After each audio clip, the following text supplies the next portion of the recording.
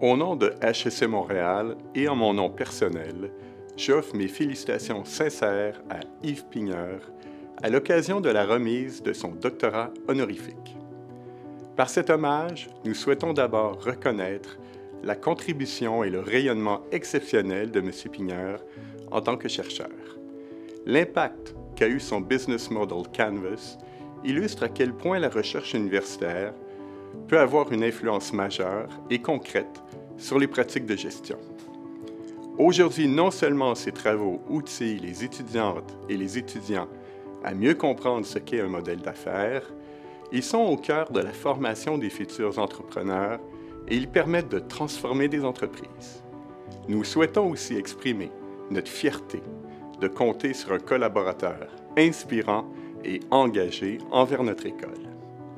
M. Pigneur a toujours fait preuve d'une grande générosité et son implication à HEC Montréal a été et est encore très variée. Que ce soit en tant que professeur invité, en œuvrant auprès de plusieurs de nos unités de recherche et de transfert, notamment auprès du pôle entrepreneuriat, ou encore en donnant des formations dans le cadre de notre EMBA, il est une source d'inspiration pour toute notre communauté. C'est un honneur que M. Pigneur nous fait en acceptant le titre qui lui est conféré aujourd'hui. Yves Pigneur, on l'a connu d'abord par ses travaux qui ont été un succès instantané dans le milieu de l'entrepreneuriat, de l'innovation.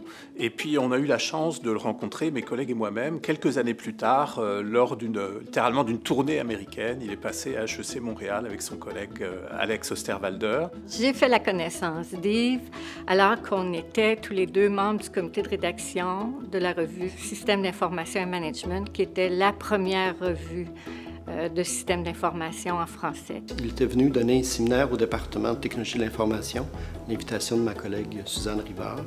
Et après, il est venu me voir pour savoir s'il pouvait organiser sa venue pour une sabbatique. Nous le connaissons comme étant quelqu'un du domaine des systèmes d'information. Les gens de stratégie ou d'entrepreneurship vous diront que c'est quelqu'un de leur domaine. Mais ce qui le distingue, c'est justement son entrée dans le domaine de la stratégie. Et il est entré dans le domaine de la stratégie par un outil qui est inspiré du domaine des systèmes d'information, son Business Model Canvas.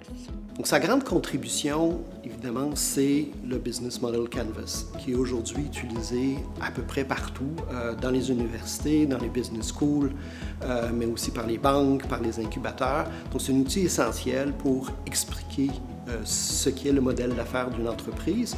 Et par la suite, il a développé toute une série d'autres outils calqués sur le même modèle très visuel pour présenter les différents atouts d'une entreprise. L'un des apports remarquables, c'est d'équiper les démarches d'entrepreneuriat, d'équiper les démarches d'innovation en nous amenant à nous centrer sur les besoins des usagers.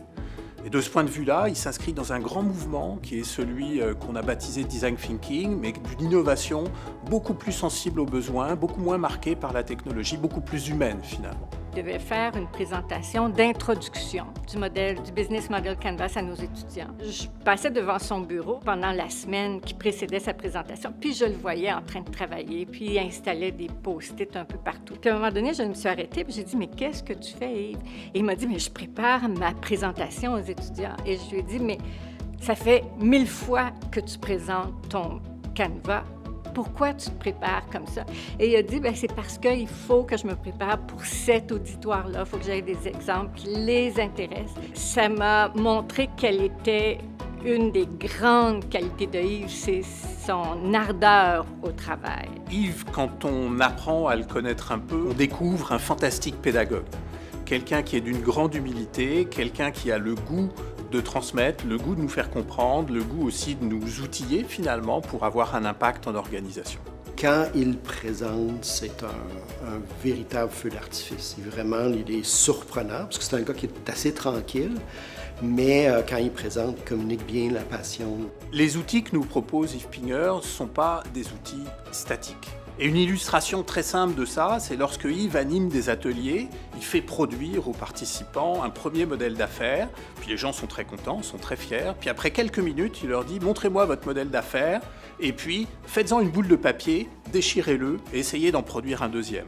Puis ça nous montre qu'il faut continuer de réfléchir. C'est rarement la première idée qui est la bonne. Et on doit continuer de se poser des questions en s'appuyant sur ces outils. On sait qu'il était l'année dernière avec Alexander au numéro 4 des top thinkers au monde dans le domaine du management. Et on se dit, c'est parce qu'il y a une bonne stratégie ou parce qu'il est intelligent. C'est vrai.